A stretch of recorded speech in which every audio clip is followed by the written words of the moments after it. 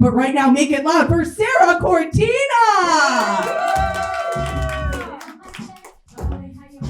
Hello, everybody. I don't really know how I'm supposed to follow Silver like Dr. Doofenshmirtz, but I'll try. Speaking of Waymos, where are you? First of all, I think instead of flaming Waymo, you should just say Flamo, maybe. But I use Waymo. I saw that recently Waymos are allowed to go to Silver Lake now, which honestly, I feel like this should have just happened a lot sooner because Waymos are a lot like people who live in Silver Lake. Like, there's no human who actually does anything, you know? We were talking at the last hour about how, like, men will hold mics really weirdly. And personally, my favorite is when they hold mics like they were told you're supposed to play with the balls as well. Like, okay, now I'm going to do my jokes. A little bit about me. When I was growing up, I used to think that I had superpowers. Like, I thought that I was, like, a shapeshifter. But then my doctor just told me that it's called body dysmorphia. Yeah, you know, some women have, like, hourglass bodies or, like, pear-shaped bodies. Mine's kind of more like a Tiananmen Square because people will just rather see me cover it up, you know? Pause. No, I've been going through a little bit of a dry spell recently, so I haven't been, you know, like, weed whacking as much. I'm like a house that's been in the market for too long, like no hardwood floors, just an overgrown lawn. But yeah, no hand jobs or blow jobs. My job is Bush is getting as an inside job. I really like that joke because whether or not it lands or bombs, I can say mission accomplished afterwards. Yeah, I'm taking a little bit of a break from dating because I'm just kind of tired of it. One of my friends recently described dating and dating apps as work, and I do feel like that's a pretty good comparison. I feel like dating does kind of feel like trying to get like a 9-to-5 job. Do we all know what 9-to-5 jobs are in here? No, I didn't think so. But yeah, when you're trying to get like a job, you have to go through a couple rounds of interviews. If they're too responsive, it might be a sign that they were a toxic work environment. But okay, and that tag never works. But you know, like you're going through your rounds of interviews, you might think you're interviewing really well, but then you just get like ghosted, or they get back to you. They're like, "Hey, we really enjoyed meeting you, but unfortunately, we're moving forward with a different candidate with a stronger resume and, you know, like smaller waist." But I don't know what's worse though, when men ghost you or when they quiet quit you. Do we all know what quiet quitting is?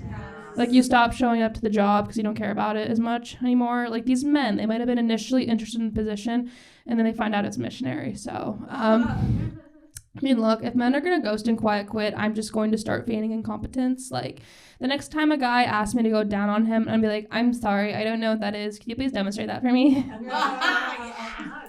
Maybe I'm the problem, though. I do have a really bad taste in men. I tend to go for, like, trashy white men, although sometimes I go for guys who are a little bit more, like, ethnically ambiguous. So I guess my type can be best described as Chipotle mayonnaise. I have a lot of fun dating stories. I was seeing this guy once in college I'd been seeing him for a few weeks, and we were, like, hooking up. He pulls away, he goes, "Can I ask you something?" And because it had been a little while, I thought the question was going to be like, "Oh, like, do you want to be exclusive?" or, like, "What's your last name?"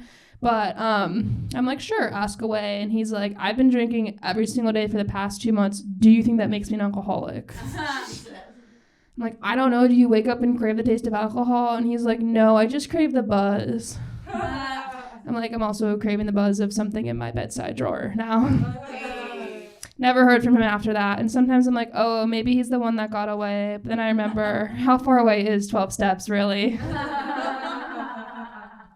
I also dated this guy who was a little bit of like a film bro, and he was like, "Oh, I'm like really into like representation in media, like queer media." I thought he meant like Call Me by Your Name or like Moonlight. He meant more like Girl on Girl. Once he was like, "Oh my God, do you want to like film a sex tape?" I was like, "Oh my God, I didn't know you wanted my help with your latest short film." I ended things with him because I told him I wanted to try dating women, and he was like, "Oh, haha, can I watch?" I was like, "Excuse me?" And he's like, "Oh, it's like something I saw on porn once." I was like, "What was it called? 2 girls, 1 cuck?" Do you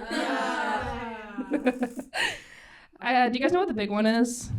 Oh, yeah. The earthquake? Yes, the earthquake. I think it'd be really funny if you were having sex, like, while the big one hit.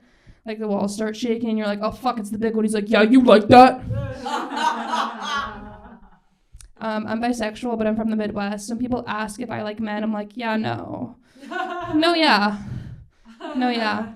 I mean, being bisexual in LA, though, it's like kind of like a throwaway. I feel like it's like ground zero for most women. Like, most women in LA, their sexuality is kind of like a paper straw. Like, it might start out straight, and they get to the bottom of their drink, and it kind of just goes either which way. Like, I know the term fairies has been used to describe gay men for a while, but I think we should just use it for bisexuals because, you know, like, we're not real. I was having sex with this guy who's hard of hearing. I had to keep being like, come again. Okay, thank you. I've been Sarah. Goodbye. Yeah. Keep it going for Sarah Cortina! Do you guys think every earthquake is a soaking Mormon's prayer answered? That thought just crossed my mind. Sick. Okay. In the hole, you guys, we're just gonna keep it going. In the hole, Isabella Raish. On deck, Abby Cheek.